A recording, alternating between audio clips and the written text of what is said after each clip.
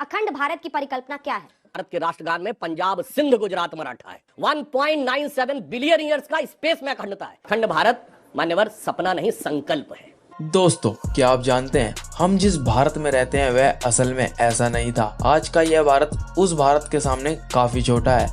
आप में से कई लोगों ने यह शब्द जरूर सुना होगा, अखंड भारत।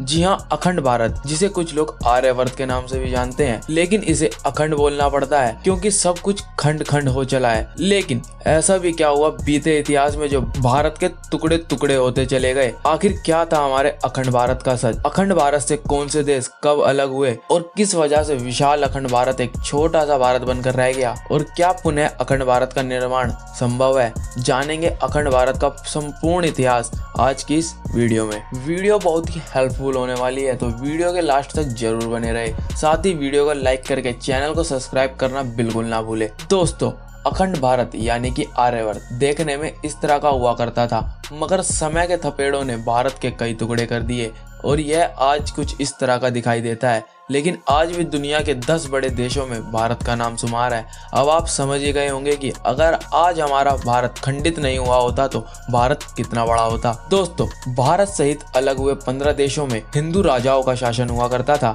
लेकिन आज से 2500 साल पहले हमारे देश पर विदेशियों ने कई आक्रमण किए थे। इसमें मुख्य रूप से आक्रमण करने वाले अरब, तुर्क, शार्क, सुशान, डच, फ्रांसीसी और अंग्रेज शामिल थे। इन विदेशी ताकतों ने भारत पर लंबे समय तक शासन भी किया था और अपने शासन को लंबे समय तक बरकरार रखने के लिए भारत को अलग अलग हिस्सों में बांट दिया था। इन विदेशी ताकतों ने अपनी सुविधाओं के लिए भारत के टुकड़े कर दिए। दोस्तों, आज जो आपको भारत के पड़ोसी देश नजर आते हैं, किसी जमाने में यह सभी देश अखंड भारत में शामिल हुआ करते थे। दोस्तों, वैसे तो भारत से अलग होने वाले देशों की संख्या 20 से भी अधिक है, लेकिन आज हम इस वीडियो में उन देशों के बारे में चर्चा करेंगे जो आज स्वतंत्र देश के रूप में कायम है। इनमें से कई देशों के रिश्ते भारत के साथ ठीक भी है, वहीं पाकिस्तान जैसे कई देशों के साथ रिश्ते खराब भी है। आइए जानते हैं कब कौन सा देश भारत से अलग होकर नया देश बन गया। नेपाल का विभाजन। नेपाल देवघर के नाम से जाना जाता है और अखंड भारत का भाग था।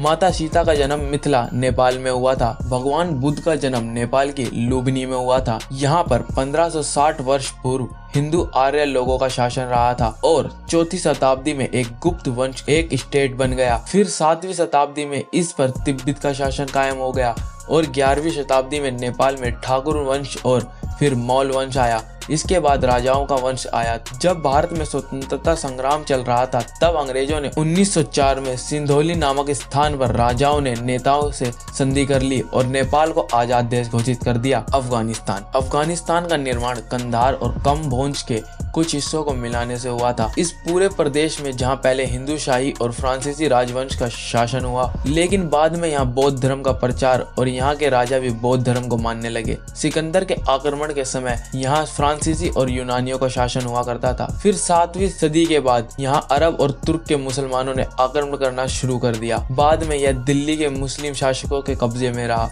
और फिर ब्रिटिश इंडिया के अंतर्गत आ गया। 1834 में एक प्रक्रिया के तहत 20 मई 1886 को रूसी और ब्रिटिश शासकों द्वारा भारत से अफगानिस्तान नाम के एक बफर स्टेट बन गया। म्यांमार और श्रीलंका का विभाजन। म्यांमार का नाम ब्रह्मदेश था। म्यांमार और श्रीलंका वैदिक एवं बौद्धिक परंपराओं को मानने वाले थे। यह दोनों देश भारत के महत्वपूर्ण अंग थे। म्यांमार का इतिहास सन 1044 ईस्वी मयन वंश से शुरू होता है, जो मार्गी पोलो की यात्रा श्रवण में भी लिखित है। सन 1287 में कुबला खान ने इस पर कब्जा किया। अंग्रेजों ने सन 1886 से 1926 तक इस पूरे देश पर अपना कब्जा जमा लिया और फिर अंग्रेजों ने सन 1937 में म्यांमार को अलग राजनीतिक देश की मान्यता दी और सन 1965 में श्रीलंका को भी अलग देश घोषित कर दिया गया। दोस्तों, इसी तरह से अखंड भारत के टुकड़े टुकड़े होते चले गए। तो कुल जमा बात यह है कि अखंड भारत के टुकड़े होने में सबसे बड़ा हाथ अंग्रेजों का है। आपको क्या लगता है? अगर कोई और भी वजह है तो हमें कमेंट में जरूर बताएं। अगर वीडियो पसंद आई हो तो वीडियो को लाइक और शेयर जरूर